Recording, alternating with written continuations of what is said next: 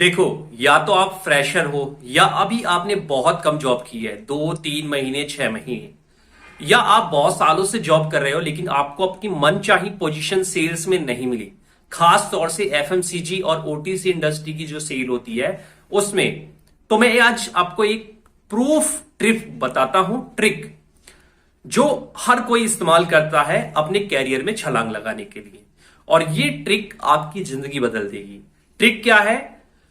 इस समय यानी कि जब फरवरी स्टार्ट होती है, फरवरी, मार्च, अप्रैल, मई, जून, जुलाई, इस समय काफी सारी नई कंपनी एंटर होती है मार्केट में।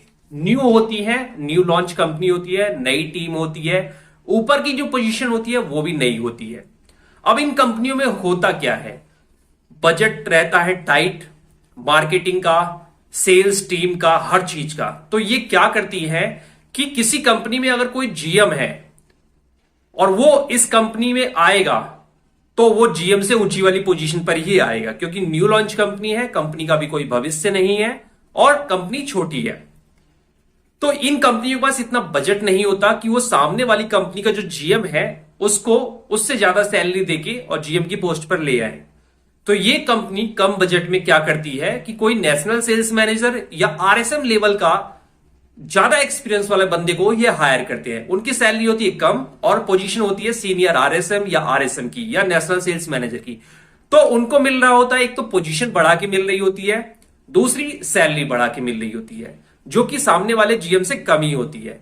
तो वो आरएसएम इस कंपनी में जीएम बन के आएगा। अब वो जो टीम लेके आएगा और इन लोगों की जो प्लानिंग रहेगी कि सेम टू सेम चलती हुई कंपनी के जो एक्सपीरियंस लोग हैं वो इन्हें मिलते नहीं है, क्योंकि उनका सैलरी ज्यादा रहती है और पोजीशन उस पे आएंगे नहीं न्यू लॉन्च कंपनी में। तो ये कंपनियां हमेशा नीचे वाली पोजीशन को ऊंची पोजीशन देती हैं। पहला काम तो ये करती है। दूसरी, जब नीचे वाली पोजीशन ऊपर देती हैं तो उसकी सैलरी भी थोड़ी सी इंक्रीमेंट कर देती हैं और नए लोग या कम एक्सपीरियंस लोग को अच्छी खासी मनचाही पोजीशन मिल जाती है। बस आपको थोड़ा सा इंटरव्यू स्किल्स अपनी सुधारनी होगी और मार्केट की थोड़ी सी नॉलेज इकट्ठी करनी होगी। तो मेरा कहने का मतलब है कि इन कंपनी में आसानी से आप मनचाही पोजीशन पा सकते हैं कम समय और कम एक्सपीरियंस में, और इंटरव्यू थोड़ा सा बेकार भी जाएगा तो भी कोई दिक्कत नहीं है। यहां पर पोजीशन मिल गई आपकी मनचाही और आपको सैलरी भी बढ़ा के मिल गई। अब यहां पर क्या होता है, कई लोग रिस्क लेने से डरते हैं कि ऐसी कंपनी तो भाग जाती है, ऐसी कंपनी चलती नहीं है, इन कंपनियों को कोई भविष्य नहीं होता और इनकी टीम बहुत जल्दी टूट जाती है। ऊपर से मैनेजमेंट टूटता है या किसी कंपनी में चला जाता है प्रेशर की वजह से, तो नीचे वाली टीम भी बिखर जाती है, या इन कंपनी में सैलरी एक्सपेंस नहीं मिलता। तो ये बात सबके लिए मतलब सही है, सही सोच रहे हैं आप। लेकिन अगर हर साल मार्केट में 50 कंपनी एंटर करती हैं, यानी 100 कंपनी एंटर करती हैं, तो उसमें से 10 कंपनी लॉन्ग टर्म तक चलती है, जैसे कि 2 साल, 4 साल, 5 साल, 6 साल रफ्तार पकड़ती है।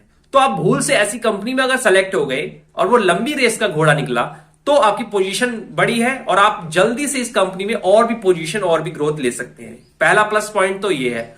दूसरा ये है कि बहुत सारी कंपनी ऐसी होती हैं, लेकिन कोई भी कंपनी होगी तो 6 महीने नहीं, कम से कम 1 साल, 1.5 साल, 2 साल, 3 साल तो मार्केट में सर्वाइव करेगी, चलेगी। तो आप आसानी से यहां पर जॉब कर सकते हैं। अगर आपको छोड़ने की कोई दिक्कत आती है या प्रेशर की वजह से छोड़ते हैं या कंपनी भाग जाती है, कंपनी सैलरी नहीं देती, तो भी आपको कम से कम 6 महीने, 1 साल का एक्सपीरियंस हो चुका होता है। तो दोबारा से जब आप मार्केट में जाएंगे तो आपकी पोजीशन जो बढ़ी हुई है, अब आपको इसी पर ग्रोथ मिलेगी। किसी भी चलती हुई कंपनी में आपको सैलरी इससे बढ़ी हुई मिलेगी, किसी भी कंपनी में, चलती हुई या पुरानी कंपनी, किसी में भी। तो आपके पास प्लस पॉइंट ये हो गया कि आपको उस कंपनी ने ग्रोथ दी और सैलरी हाइक दी। अब आपने उस पोजीशन को भी सीखा, उस पोजीशन में क्या काम करना होता है करके भी दिखाया। अब 6 महीने या साल भर में आप कंपनी छोड़ भी देते हैं या लंबे समय के बाद भी छोड़ते हैं, तो मार्केट में जब आप उतरेंगे तो जो करंट कंपनी में आपकी सैलरी होती है उस पर हाइक मिलती है हमेशा, और करंट कंपनी में जो आपकी पोजीशन होती है उस पर पोजीशन पे हाइक मिलती है। तो आपके पास प्लस पॉइंट ये है, आप कोई सी भी कंपनी मिलेगी तो सेम पोजीशन तो मिलनी तय है, साथ ही सैलरी भी बढ़ा के मिलेगी, या आप पोजीशन बढ़ भी सकती है और सैलरी भी बढ़ सकती है। ये ट्रिक हर कोई अपने लाइफ में इस्तेमाल करता है। जब वो शुरुआती दौर में होता है तो आसानी से सैलरी और पोजीशन नहीं बढ़ती, लाइफ में रिस्क लेना पड़ता है। अब आप किसी चलती हुई कंपनी में हैं, जैसे कि हिंदुस्तान लीवर, पीएनजी या कोई भी। अब मैंने बहुत लोगों को देखा है और आज तक देख रहा हूं कि उस कंपनी में वो सेफ तो है, सैलरी हर महीने टाइम से आती है, उनका एक फिक्स शेड्यूल है काम करने का, ऑर्डर मिलता ही मिलता है, लंबे समय तक जॉब चलती है, 5-5, 6-6 साल, 8-8 साल, 10-10 साल से उसी कंपनी में काम कर रहे हैं। लेकिन रिस्क तो आपने ले रखा है, आपकी सैलरी उस हिसाब से नहीं बढ़ी, समय के अनुसार आपकी सैलरी नहीं बढ़ी, आपकी पोजीशन समय के अनुसार नहीं बढ़ी, आपको हाई पोजीशन नहीं मिली, आप काम तो कर रहे हैं लेकिन आपने रिस्क तब भी ले रखा है। तो रिस्क के ऊपर है कि आप कौन सा रिस्क लेना चाहते हैं। ये ट्रिक है जो हर कोई अपने करियर में छलांग लगाने के लिए इस्तेमाल करता है। और देखो, भूल से आपको नई नई लॉन्च कंपनी में बहुत सारी अच्छी कंपनी होती हैं, वहां पर आपके कनेक्शन बनते हैं, जो टीम होती है, जो ऊपर टॉप मैनेजमेंट है, उसमें कनेक्शन बनते हैं। जब वो कहीं जाता है तो वो भी आपको लेके जाता है, तो आपके कनेक्शन बन रहे हैं।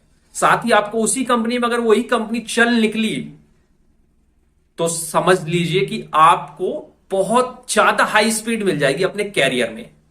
इस तरह से कैरियर का अपने चुनाव करिए और बहुत सारे ऐसे डिसीजन लेने पड़ते हैं। करके देखिए और कमेंट करिए और बताइए अगर आपको कोई भी ऐसा एक्सपीरियंस रहा है तो आप ये बता सकते हैं। एक चीज और ऐड करूं, बहुत सारे लोग कहते हैं कि हमारी 2 महीने की सैलरी मर गई, हमारी 3 महीने की सैलरी एक्सपेंस नहीं दिया कंपनी ने।